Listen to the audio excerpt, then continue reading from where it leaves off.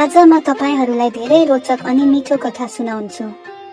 मेरो पुरानो च्यानल हटाइएकोले मलाई कथा लेख्नु अनि कथा वाचन गर्नलाई मलाई सबैजनाले राम्रो कमेन्ट अनि मोटिभेसन गर्नु है।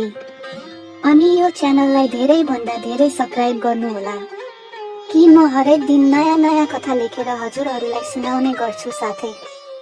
साथीहरु, यदि तपाई यो च्यानलमा पहिलो पटक आउनु भएको छ भने कृपया यस भिडियोमा लाइक गर्नुहोस् र च्यानललाई सब्स्क्राइब गरेर सपोर्ट गर्नुहोस्। म हरेक दिन बाहिरी पोखरीमा पौडी खेल्छु। म आफैको लागि काम गर्ने वास्तुकार हुँ, त्यसैले म पौडी खेल्ने बेला छनौट गर्ने समय छ र त्यो सामान्यतया दिउँसो वा 2 बजेपछि हुन्छ। त्यसैले म बिहानको काम गर्न सक्छु। म पोखरीमा केही व्यक्तिहरूसँग मिलनसार छु अनि सामान्य सानो कुरा गर्छु, तर यो प्राय घाममा छोटो बसाई 2 किलोमिटर पौडी खेल्ने र त्यसपछि अफिसमा हल्का खाजाको लागि र काममा फिर्ता हुन्छ। गत बिहीबार मेरो तालिका साँच्चै परिवर्तन भएको थियो र यसको कारण यहाँ आएको छु। म 15 मिनेट पूर्व पौडी खेल्दै घाममा बसिरहेको थिएँ। मेरो फोनमा केही सन्देशहरू जाँच गर्दै थिए, जुन घाममा गर्न सजिलो छैन। यसको किरणहरू सानो स्क्रिनबाट प्रतिबिम्बित हुन्छन्। मेरो छेउमा एउटी महिलाले कुर्सी लगाएर बसेकी थिइन्। उनलाई पहिले देखेको थिइन र बुझे कि उनी सदस्यहरू मध्ये एक पनि हुन। उनले एक टुक्रा पोसाक लगाएकी थिइन् जुन मलाई सधैँ आकर्षक लाग्छ, कम्मरमा अग्लो काट्ने र नियमित पौडी खेल्ने शरीर थियो। म 25 वर्षको छु, राम्रो आकारमा गोलो शरीर अनि आकर्षक। म हरेक दिन पौडी खेल्छु। मलाई लाग्छ उनी सायद केही वर्ष कान्छी थिइन्। म पक्का छैन कि उमेर साँच्चै महत्त्वपूर्ण छ। जब एक पूर्ण फिट हुन्छ, उसले मतिर हेरेर मुस्कुराई, के तपाईँ यहाँ नियमित पौडी खेल्ने हुनुहुन्छ? उनले सोधिन्। उनीसँग थोरै गहिरो आवाज थियो, जुन मलाई सधैँ राम्रो लाग्छ, र गहिरो मध्य पश्चिम अमेरिकी उच्चारण हो। म हरेक दिन पौडी खेल्छु। तपाईँ यो मौसममा बाँच्न धेरै भाग्यशाली हुनुहुन्छ। म सिकागो नजिकै बस्छु र जाडो तितो हुन्छ। म वर्षभरि बाहिर पौडी खेल्न सक्छु। तिमी त्यहाँ कहाँ पौडी खेल्छौ? घरभित्र पक्कै हो। तिमीहरूसँग 30 को दशकमा बनाइएको ओलम्पिक पुल छ, तर यो त्यस्तो छैन। मलाई साँच्चै घरभित्र पौडी खेल्न मन परेन।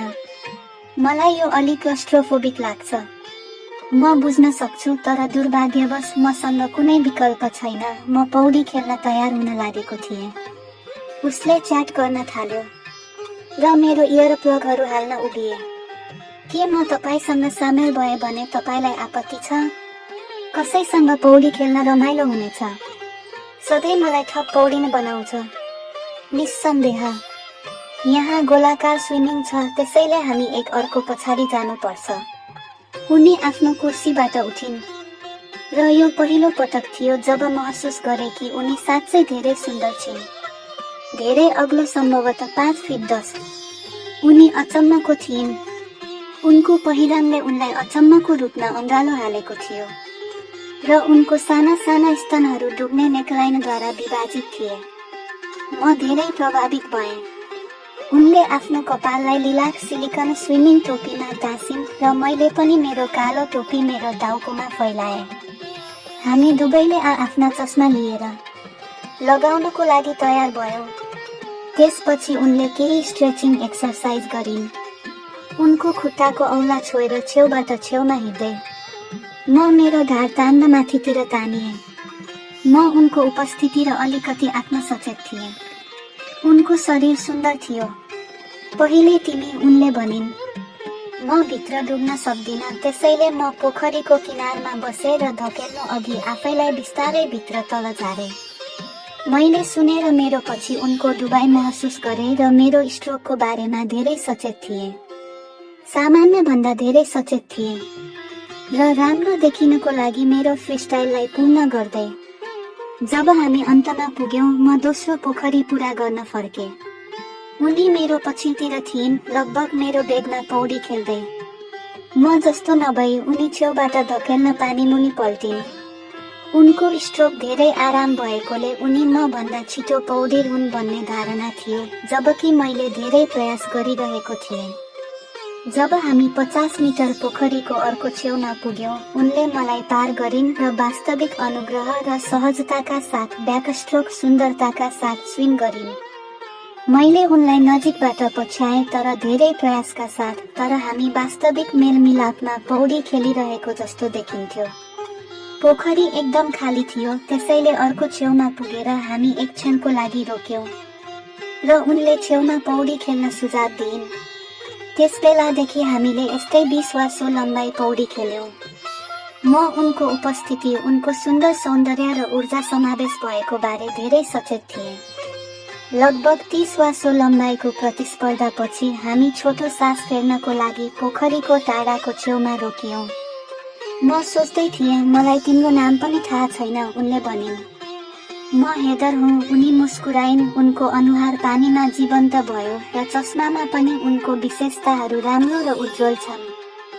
सिलिकन टोपीमा लुकेको उनको कपालको साथ मैले देख्न सक्ने सबै उनको शुद्ध विशेषताहरू थिए र ती कुनै न कुनै रूपमा शोभाको कमीको कारण हाइलाइट गरिएको थियो। अर्को 10 उनले सोधिन्। यसले लगभग 40 लम्बाई बनाउँछ, जुन मेरो सामान्य कोटा थियो। फेरि हामी छेउछाउमा पौडी खेल्यौं। उनको उपस्थितिले मलाई सजिलै पौडिन बनायो। चिसो पानीमा उनको शरीर धेरै हल्का र लोचदार छ। अतिरिक्त 10 को अन्त्यमा पुगेपछि उनले ब्याकस्ट्रोकमा केही थप लम्बाइको साथ समाप्त गर्ने सुझाव दिइन्। त्यसैले हामीले अर्को आधा दर्जन गरे र यसमा उनी छिटो थिइन् र मैले उनलाई मभन्दा अगाडि जान दिएँ। हामी आफैलाई पोखरीबाट बाहिर निकाल्यौं र आफ्नो सिटमा फर्कियौं। उनले बिस्तारै आफैलाई तौलिया गर्दै। उनले तौलिया र त्यसपछि उनको खुट्टामा टेन र सुडौल जाँघहरू उठाइन्। म सौन्दर्यको उपस्थितिमा थिएँ। घाममा बस्यौं। मैले थाहा पाएँ कि हेदरले भर्खरै 25 वर्षको विवाहपछि सम्बन्ध विच्छेद गरेको थियो। उनको पहिलो विवाहबाट एक किशोरी छोरी थिइन् जो न्युयोर्कको कलेजमा थिइन्। त्यसरी नै म मेरो दोस्रो श्रीमतीबाट एक किशोर छोरासँग अलग भएँ। 2 परिपक्व मान्छे। मलाई लाग्छ तिमी यहाँ कति समयदेखि, मैले सोधेँ। अनि म उसलाई आफ्नो सम्मानमा उसको नाक झिकाउन लागेँ। उसको चिकेको पल धेरै राम्रो लाग्यो। हामी पोखरियामा पौडी खेली एक अर्कालाई राउन्ड गर्दै। 4 चोटि पोखरीको पानी भित्र समान चिकेको थियो। उसको खाने तरिका मलाई एकदम मन पर्यो। त्यस दिनदेखि हामी दुवै एउटा राम्रो साथी भयौं अनि जब मन लाग्छ तब हामी एकैसाथ कुरा र खेल्ने काम गर्दै थियौं। साथीहरू, च्यानललाई सब्स्क्राइब गर्नुहोला। यस्तै खेल्दैको भिडियो लिएर आउनेछु।